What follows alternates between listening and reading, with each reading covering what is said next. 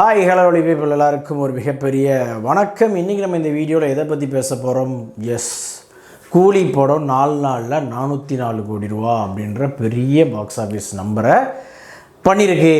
So ஆக்சுவலாக லோகேஷ் கனகராஜ் அவர்களுடைய அந்த ஃபில்மோகிராஃபி 6 படம் பண்ணியிருக்காப்புல. இந்த 6 படத்தில் எனக்கு பிடிச்ச படங்கள் லிஸ்ட்டெல்லாம் போட்டிருந்தேன். அதாவது அந்த ரேட்டிங் படி என்னுடைய இதில் இந்த படங்கள்லாம் அப்படின்ற மாதிரி ஒன்று போட்டிருந்தேன். உடனே ரொம்ப சின்ன வயசுலேருந்து என் கூட படித்த ஒருத்தர் நீ எப்படா அடிலாம் மாறுற அப்படின்னு சொல்லி போட்டிருந்தாப்புல. எனக்கு ரொம்ப ஆச்சரியமாக இருந்தது. ரியாலிட்டி என்னவோ அதை பற்றி பேசுகிறா அப்படின்னு சொல்லிட்டு. எப்போவுமே நமக்கு பிடிச்ச ஸ்டார்ஸோடைய படங்களில் அந்த ரியாலிட்டியை நம்ம அக்செப்ட் பண்ணிக்க மாட்டோம். அதே மற்ற ஸ்டார்ஸோடைய படங்கள் அப்படின்னு சொன்னால் நம்ம அடித்து விளாடுவோம். ஸோ எக்ஸாக்ட்லி அதுதான் நம்ம நண்பரும் பண்ணாப்புல. அதே மாதிரி கூலி ரிலீஸ் ஆகிறதுக்கு முன்னாடியே நம்ம தம்பி ஒருத்தர் நம்மகிட்ட பெருசாக சொல்லியிருந்தாப்புல. என்ன அப்படின்னா, இந்த படம் பயங்கரமாக ஃப்ளாப் ஆகும், இந்த படம் பாருங்கள் பெரிய கலெக்ஷனே பண்ணாது அப்படின்ற மாதிரிலாம் சொல்லியிருந்தாப்புல. பட் அப்போவும் நான் சொன்ன ஒரு விஷயம் தான், அந்த படம் நல்லா இருக்குது நல்லா இல்லை செகண்டரி. இந்த காம்பினேஷனுக்காகவே இந்த படம் ஒரு மிகப்பெரிய நம்பர்ஸ் பண்ணும், அந்த ஒரு எக்ஸ்பெக்டேஷன் ஒன்று க்ரியேட் பண்ணியிருக்காங்க இல்லையா, அது ஒரு நம்பர்ஸ் பண்ணும் அப்படின்னு சொல்லியிருந்தேன். ரொம்ப நம்மளை எட்டிக்காயாக நினச்சி சொன்னாப்புல. பட் இப்போது ரிசல்ட்ஸ்லாம் வர்றதெல்லாம் பார்க்குறப்ப சூப்பராகவே இருக்குது. அதாவது படம் நல்லா இருக்குது நல்லா இல்லை அதெல்லாம் செகண்டரிங்க. சூப்பர் ஸ்டாரை நான் திரையில் பார்க்கணும் அப்படின்னே நம்ம மக்கள் அவ்வளோ இருக்கிறாங்க. அது பெரிய ஸ்டார்ஸுடைய படங்கள் அப்படின்னு சொன்னாலே அது ரஜினி சாராக இருக்கட்டும், விஜய் சாராக இருக்கட்டும், அஜித் சாராக இருக்கட்டும், இவங்களுடைய படங்கள்லாம் ஒரு தடவையாக தேட்டரே பார்த்துடணும் அப்படின்ற அந்த மைண்ட் செட்டில் நம்ம மக்கள் இருக்காங்க. இன்னொன்று, நிறைய ஆடியன்ஸுமே வீட்டை விட்டு தேட்டருக்கு வர்றதும் பார்த்திங்கன்னா இவங்களுடைய படங்களுக்கு தான் அதிகமாக இருக்குது. கமல் சாரே இதில் சேர்த்துக்குவோம், தப்பு இல்லை. ஸோ அதுதான் இந்த நம்பர்ஸோடைய பிரதிபலிப்பாக நான் பார்க்குறேன். படத்தோட ரிசல்ட் டசன்ட் மேட்டர். இங்கே இவங்களுடைய படம், அதுவும் எந்தெந்த டேரக்டரோடு இவங்க சேர்றாங்க அப்படின்னு சொன்னால் அதோடைய எதிர்பார்ப்பு அப்படின்றது ஆட்டோமேட்டிக்காக கூடும். ஸோ அதோடைய பிரதிபலிப்பு தான் இப்போது இந்த 404 கோடி அப்படின்னு சொல்லிட்டு. இந்த படம் தமிழ்நாடு, அதே மாதிரி கர்நாடகாலையும் நல்லா போயிட்டுருக்கு, அப்புறமா ஆந்திரா தெலுங்கானா அங்கேயும் சூப்பராக போயிட்டுருக்கு. குறிப்பாக நார்த் பெல்ட்டில் இந்த படம் நல்லா பண்ணியிருக்கு அப்படின்ற மாதிரி ஒரு நியூஸ் நான் கேள்விப்பட்டேன். இது போக ஓவர்சீஸில் ஆல்மோஸ்ட் ஒரு 86 to 87% ரெக்கவர் பண்ணிட்டாங்க அப்படின்ற மாதிரி, அதாவது அவங்க போட்ட காசை எடுத்துட்டாங்க அப்படின்ற மாதிரி நம்ம ஒரு விஷயம் கேள்விப்பட்டோம். ஸோ எனிவே 75 வயசில் ஒரு மனுஷன் அடித்து ஆடுறது ஒன்று இருக்குல்ல, துவம்சம் பண்ணுறாப்புல.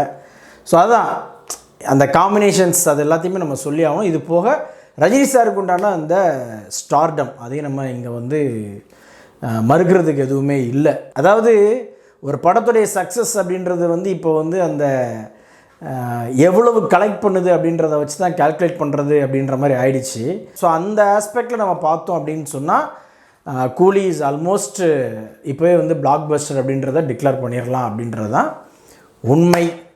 ஸோ எது எப்படியோ என்னை பொறுத்த வரைக்கும் நான் எப்போவுமே சொல்லுவேன், சில படங்களுக்கு சில காம்பினேஷன்ஸ் கண்டிப்பாக தேவைப்படும். இப்போது ஒரு நியூ கமர் அப்படின்னா அது பிரச்சனை கிடையாது. பட் ஒரு வெல் எஸ்டாப்ளிஷ்ட் ஆக்டருக்கு பார்த்திங்கன்னா சில காம்பினேஷன்ஸ், அந்த காம்பினேஷன் எப்படி இருக்கணும் அப்படின்னா அது வியாபார ரீதியாகவும் பயங்கரமாக ஒர்க் ஆகிற மாதிரி இருக்கணும்.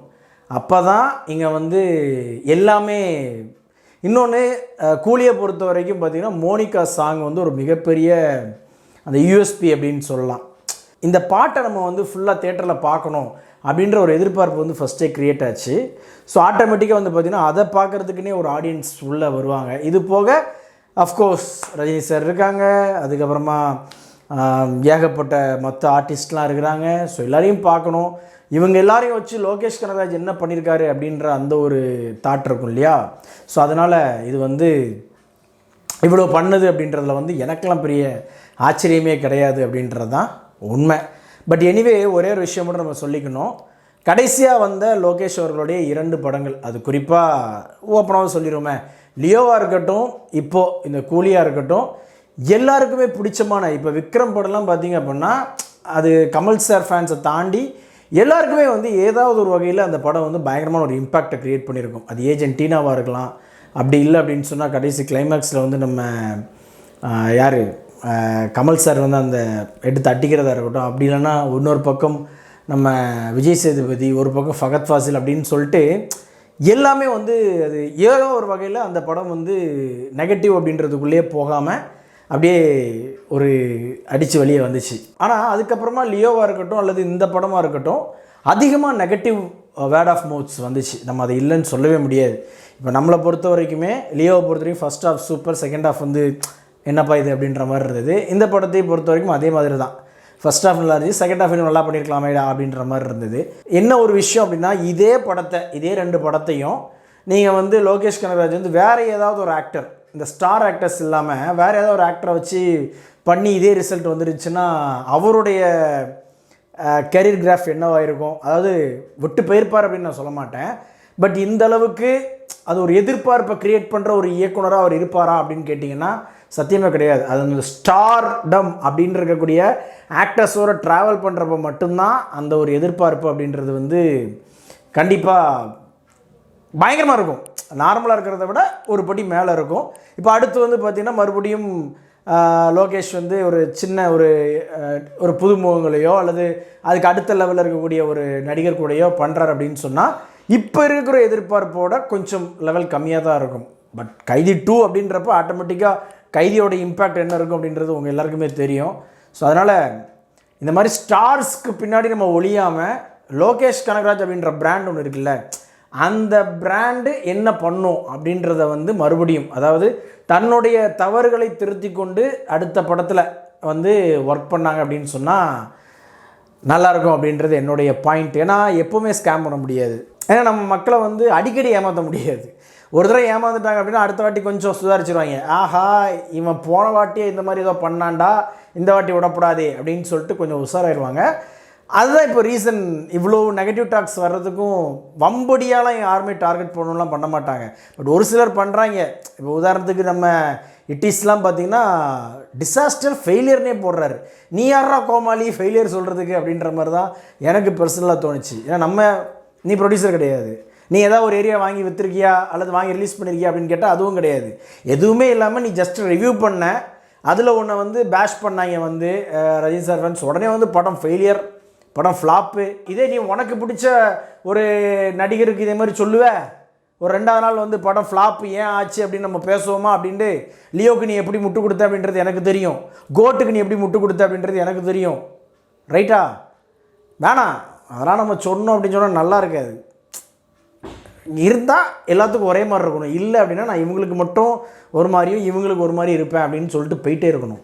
ஓகே, அதை விட்டு சும்மா ஹையஸ்ட் பெய்டு ரிவ்யூவர் கலவாளி. சரி, ஓகே, விடுங்க, அதெல்லாம் இருக்கட்டும். பட் இருந்தாலும் 75 years ஹார்ஸ் ரைடிங் எப்படி சொல்கிறது, மாசாக ரைட் பண்ணுறாப்லப்பா. ஓ மை காட், வேறு லெவலு. வாழ்த்துக்கள் கண்டிப்பாக சொல்லி ஆகணும். அஃப்கோர்ஸ் இதில் வந்து எந்த இடத்துலையுமே சன் பிக்சர்ஸ்லாம் கையில் பிடிக்காதுங்க. அதேமாதிரி தேட்டர் ஓனர்ஸ் டிஸ்ட்ரிபியூட்டர்ஸ்க்குமே பிடிக்காது. இன்றைக்கி ஃபஸ்ட்டு மண்டே ஆல்மோஸ்ட் நம்ம ஹவுஸ்ஃபுல் ரேஞ்சுக்கெலாம் இல்லை அப்படின்னா கூட டீசெண்டான ஒரு நம்பர்ஸ் ஆஃப் டிக்கெட்ஸ் புக் ஆகிருக்குது. அதுவும் குறிப்பாக ஈவினிங் ஷோ, நைட் ஷோ. அதுவே போதுமே. நீ எப்படியும் ஆட்டோமேட்டிக்காக சாட்டர்டே சண்டேஸில் மறுபடியும் பிக்கப் ஆகிக்கும். ஸோ அதனால் வந்து இந்த படம் என்ன பண்ண போகுது ஃபைனல் அப்படின்றதெல்லாம் நமக்கு தெரியாது. பட் இப்போ அஃபிஷியல் அனௌன்ஸ் பண்ணியிருக்கிறாங்க. அதை வந்து கண்டிப்பாக நம்ம வந்து கொண்டாடாமல் இருக்க முடியல அப்படின்றது தான் உண்மை. ஸோ என்ன ஃபேக்டோ அதை மட்டும் நம்ம பேசிட்டு போயிடுவோம். சும்மா கண்ட கருமாந்திரம் இனிமேல் பேசுகிற மைண்ட் செட்டில் இல்லை. ஓகேங்களா? ஸோ தட்ஸ் இட் மக்களே. ஸோ சூப்பராக இன்னொரு வீடியோட உங்களை எல்லாம் மீட் பண்ணுறேன். நிறையா மற்ற மொழி படங்கள்லாம் பார்த்துட்ருக்கேன். ஸோ படம் பார்த்து ஏதாவது நான் ரிவ்யூ பண்ணணும் அப்படின்ற மாதிரி இருக்குது அப்படின்னு சொன்னால் கண்டிப்பாக நான் ரிவ்யூ பண்ணுறேன். சரிங்களா? கொஞ்சம் சப்போர்ட் பண்ணுங்கப்பா.